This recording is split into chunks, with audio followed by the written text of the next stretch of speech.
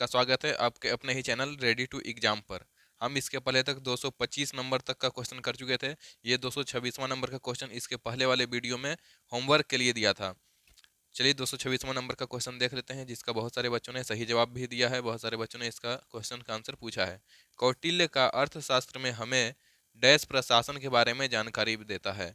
तो कौटिल्य जो है, कौटिल्य का अर्थशास्त्र हमें किसकी प्रशासन के बारे में जानकारी देता है? तो ये जो मौर्य साम्राज्य का प्रशासन काल था उसके बारे में जानकारी देता है। ठीक है, तो मौर्य साम्राज्य का प्रशासनिक काल के बारे में जानकारी कौन देता है?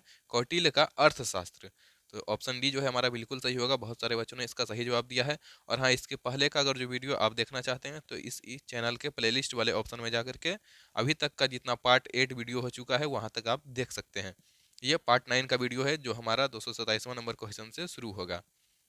देखिए 227वां नंबर क्वेश्चन क्या है? चंद्रगुप्त का पुत्र डैश मौर्य साम्राज्य के सिंहासन पर बैठने वाला दूसरा शासक था। दूसरा शासक कौन सा था? चंद्रगुप्त का पुत्र कौन था? तो ये जो है बिंदुसार क्या था? चंद्रगुप्त का पुत्र था। ठीक है, अगला क्वेश्चन 228 नंबर का क्या है? 228 नंबर क्वेश्चन है डैश मौर्य साम्राज्य की राजधानी थी। तो मौर्य साम्राज्य की राजधानी जो है वो क्या था? तो वो पाटलिपुत्र था। मौर्य साम्राज्य की राजधानी कहाँ था? पाटलिपुत्र था। ऑप्शन बी बिल्कुल सही जवाब होगा। क्वेश्चन नंबर 229 क्या है? सम्राट अशोक डैश का पुत्र था। ठीक है, जो मौर्य वंश से संबंधित था। अशोक किसका पुत्र था? तो अशोक जो है वो बिंदुसार का पुत्र था। ऑप्शन डी जो है हमारा क्या हो जाएगा? बिल्कुल सही जवाब होगा। अगला क्वेश्चन हमारे पास है 230 नंबर का। प्रसिद्ध कलिंग युद्ध ने सम्राट अशोक को युद्ध छोड़ने और बौद्ध धर्म अपनाने के लिए प्रेरित किया था। वह युद्ध ओडिशा में कब लड़ा गया था? कलिंग में क्या हुआ था? बहुत सारे बच्चों की हत्या हो गया था, जिसके कारण जो है अशोक ने जो है अपना युद्ध त्याग दिया और बौद्ध क्या किया? बौद्ध धर्म को अपना लिया था। तो वह युद्ध कब हुआ था? तो वो जो है 261 बीसी पूर्व, यानी 261 ईसा पूर्व जो है हुआ था। 261 ईसा पूर्व। ऑप्शन ए जो है बिल्कुल सही हो जाएगा। अगला क्वेश्चन 231 नंबर क्या है? सम्राट अशोक ने पत्थर के स्तंभों और पत्थर के तख्तों पर अपने डैश आदेश उत्कीर्ण करवाकर अपने राज्य के प्रमुख स्थानों पर स्थापित किया ताकि लोग तदनुसार आचरण कर सकें। तो ये क्या किए थे? 14 जो है, 14 शिलालेख, 14 आदेश जो है ये शिलालेख पर क्या है? अपने स्तंभ पर जो है, स्तंभ और पत्थरों के तख्तों पर जो है 14 आदेश को जो है लिखवाए थे। तो ऑप्शन ए जो है बिल्कुल सही होगा। 232 नंबर का क्वेश्चन क्या है? निम्नलिखित में से कौन से राजा संघमित्रा और महेंद्र के पिता थे? संघमित्रा और महेंद्र के पिता कौन थे? तो ये थे अशोक। अशोक जो है किसके पिता थे? संघमित्रा और महेंद्र के पिता थे। अगला क्वेश्चन 233 नंबर देखते हैं। 233 नंबर क्या है? किस मौर्य सम्राट द्वारा सांची का स्तूप का निर्माण करवाया गया था? तो मौर्य साम्राज्य द्वारा सांची का स्तूप का निर्माण कौन था? वो थे अशोक। अशोक ने ही क्या किए थे? सांची के स्तूप को बनवाए थे। 234 नंबर क्वेश्चन क्या है? चंद्रगुप्त मौर्य किसकी मदद से नंद वंश को पराजित करने में सफल हुए थे? तो नंद वंश को पराजित करने में सफल जो है वो चाणक्य के मदद से हुए थे। चाणक्य जो है, चाणक्य का सबसे उत्तम शिष्य थे कौन? चंद्रगुप्त मौर्य। ठीक है, अगला क्वेश्चन 235 नंबर का है। हरियंक वंश का संस्थापक कौन था? हरियंक वंश का संस्थापक जो है वो बिंबिसार थे। कौन थे? बिंबिसार थे। ठीक है, ऑप्शन सी बिल्कुल सही जवाब होगा। अगला क्वेश्चन 236 नंबर का क्या है? चंद्रगुप्त मौर्य का उत्तराधिकारी कौन था? चंद्रगुप्त मौर्य का उत्तराधिकारी बिंदुसार था। कौन था? बिंदुसार। ऑप्शन बी बिल्कुल सही जवाब होगा। अगला क्वेश्चन 237 नंबर का क्या है? सारनाथ में सिंह चतुर्भुज स्तंभ शीर्ष किसके द्वारा बनवाया गया है? तो इसका सही जवाब होगा अशोक के द्वारा। ऑप्शन सी जो है क्या होगा? बिल्कुल सही होगा। उन्होंने ही क्या है? सिंह चतुर्भुज स्तंभ शीर्ष जो है बनवाया था। प्रसिद्ध सांची स्तूप कहाँ स्थित है? तो सांची स्तूप जो है वो हमारा मध्य प्रदेश में स्थित है। ऑप्शन बी जो है बिल्कुल सही जवाब होगा। अगला क्वेश्चन 239 नंबर का क्या है? बराबर गुफाएं निम्न में से किस राज्य में स्थित है? तो बराबर की गुफाएं जो है वो बिहार में स्थित है। कहाँ स्थित है? बिहार में स्थित है। अगला क्वेश्चन 240 नंबर का है। अशोक ने डैश के युद्ध के बाद बौद्ध उपदेशों को अपना लिया था। कौन से युद्ध के बाद अपना लिया था? तो अशोक ने जो है वो कलिंग के युद्ध के बाद जो है, कलिंग युद्ध के बाद जो है क्या किए थे? बौद्ध धर्म को अपना लिए थे। अगला क्वेश्चन 241 नंबर का क्या है?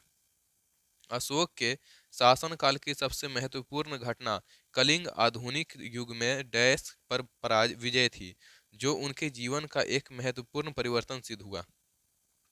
तो देखिए ये जो है ओडिशा के कलिंग में, ओडिशा में कलिंग का जो युद्ध हुआ था वो उनके लिए क्या हुआ, उनके जीवन का एक महत्वपूर्ण परिवर्तन सिद्ध हुआ। ठीक है, उसके बाद उन्होंने क्या किए थे, बौद्ध धर्म को क्या किया, अपना लिए थे।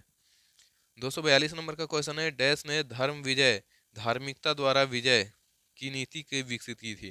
तो धार्मिकता द्वारा विजय की नीति कौन विकसित किए थे, वो है अशोक। अशोक ने जो है धर्म विजय का नीति विकसित किए थे। 243 नंबर क्वेश्चन है, 322 ईसा पूर्व में जिस मौर्य सम्राट ने यवनों को पंजाब से और नंद राजवंश को गंगा तटों से निष्कासित किया था वह थे, तो वह कौन थे, वह थे चंद्रगुप्त मौर्य। कौन थे, चंद्रगुप्त मौर्य थे। अगला क्वेश्चन हमारे पास है 244 नंबर का, ज्ञान के निम्न में से किस केंद्र के साथ चंद्रगुप्त मौर्य के गुरु चाणक्य संबंध थे, चाणक्य क्या थे, संबंध थे। तो वो जो है तक्षशिला में जो है चाणक्य क्या करते थे, गुरु थे। अगला क्वेश्चन क्या है 245 नंबर का, अशोक के अधिकांश शिलालेख डैश भाषा में थे जबकि उपमहाद्वीप के उत्तर पश्चिम में पाए गए शिलालेख अरमाइक और यूनानी भाषा में थे। तो अशोक के जो है अधिकांश शिलालेख जो है वो कौन से, प्राकृत भाषा में थे। कौन से भाषा में थे, प्राकृत भाषा में। अगला क्वेश्चन हमारे पास है 246 नंबर का, किस मौर्य सम्राट ने लगभग 272, 268 और 341 ईसा पूर्व के अपने शासनकाल के दौरान शिलालेखों और स्तंभों पर अपने लेख उत्कीर्ण करवाए थे। तो ये कौन थे, तो ये जो है वो अशोक थे। कौन थे, अशोक। अशोक ने जो है अपने सभी शासन काल में किए गए कार्यों को शिलालेखों और स्तंभों की सहायता से लिखवा दिए थे। अगला क्वेश्चन हमारे पास है 247 नंबर का, सेल्यूकस निकेटर नामक डैश शासक द्वारा मेगास्थनीज नामक राजदूत को चंद्रगुप्त मौर्य के दरबार में भेजा गया था। तो सेल्यूकस निकेटर द्वारा जो है यूनानी शासक सेल्यूकस निकेटर नामक यूनानी शासक था, उसके द्वारा मेगास्थनीज नामक राजदूत को जो है चंद्रगुप्त मौर्य के दरबार में भेजे थे सेल्यूकस निकेटर ने।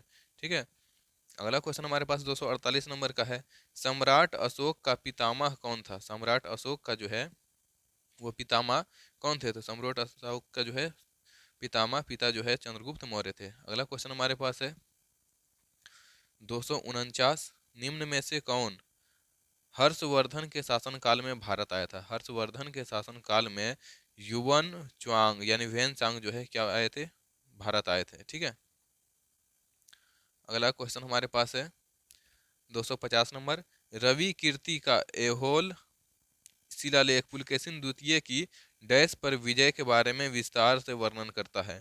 तो किस पर विस्तार से वर्णन करता है, तो पुलकेशिन द्वितीय का हर्षवर्धन पर जो है विजय का जो है विस्तार से वर्णन करता है रवि कीर्ति का एहोल अभिलेख। ठीक है, ये जो है इसका सही जवाब ऑप्शन डी होगा।